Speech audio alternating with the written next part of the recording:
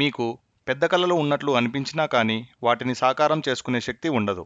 నేను రేపు చేస్తా అనుకుంటారు కానీ రేపు ఎప్పుడూ రాదు. గొప్ప పనులు చేయాలనుకుంటారు కానీ ప్రారంభించడం కూడా చాలా కష్టంగా అనిపిస్తుంది. పుస్తకం రాయడం, ఫిట్గా ఉండడం గురించి లేదా కొత్తగా ఏదైనా నేర్చుకోవడం గురించి ఆలోచిస్తారు. కానీ దానికి బదులుగా మీరు మీ ఫోన్లో స్క్రోల్ చేస్తారు లేదా టీవీ చూస్తారు. అసలు ఇది ఎందుకు జరుగుతుంది? మీరు ఎప్పటికీ సోమరితనంగా ఉండటం వల్ల కాదు. పనులు చాలా పెద్దవిగా అనిపిస్తాయి. ఎందుకంటే ఏదైనా చాలా కష్టంగా అనిపించినప్పుడు మీ మెదడు ఏదైనా సులభంగా చేద్దాంలే అని చెబుతుంది. కానీ ఈ సోమరతనాన్ని పోగొట్టడం మీ చేతిలోనే ఉంటుంది. ఇది కేవలం ఒక అలవాటు. ఆ అలవాటుని మనం మార్చవచ్చు. అలానే మీరు డబ్బు పొదుపు చేయాలని అనుకుంటారు. కానీ ప్రతి దాంట్లోనూ తగ్గించి ఖర్చులు చేయడం చాలా కష్టంగా అనిపిస్తుంది. అలానే మీరు ఆరోగ్యంగా ఉండాలని అనుకుంటారు. కానీ ప్రతిరోజు పరిగెత్తడం చాలా కష్టంగా అనిపిస్తుంది. ఇది మీరు పట్టించుకోకపోవడం కాదు. మీ మెదడు సౌకర్యం కోరుకుంటుంది. ఎందుకంటే మీ మెదడుని అలా తీర్చిదిద్దారు. అది ఇంకా అలానే ఉంటుంది, మనం మార్చలేము అనేసి మీరు కూర్చోకండి. మీ మెదడును మీరు మార్చవచ్చు. సోమరితనం మానేయడానికి మరియు ముఖ్యమైనవి చేయడం ప్రారంభించడానికి ఇక్కడ 3 సులభమైన దారులు ఉన్నాయి. అవేంటంటే స్టెప్ 1.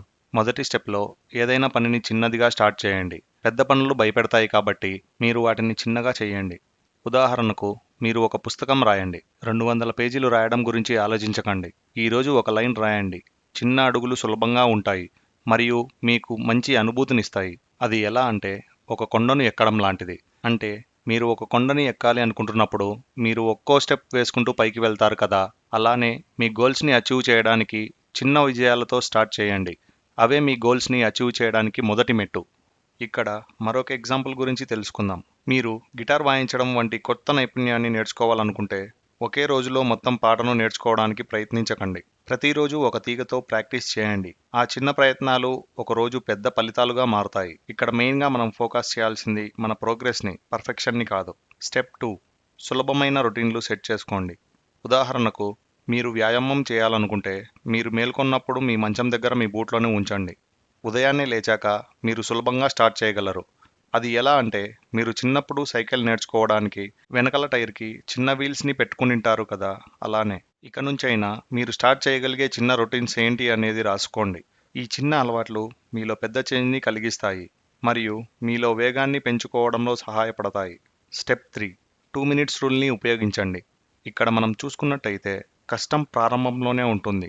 కాబట్టి మీరు 2 నిమిషాలు పనిచేస్తాను అనే మాట ఇచ్చుకోండి. మీరు పుస్తకం చదవాలనుకుంటే ఒక పేజీని చదవండి.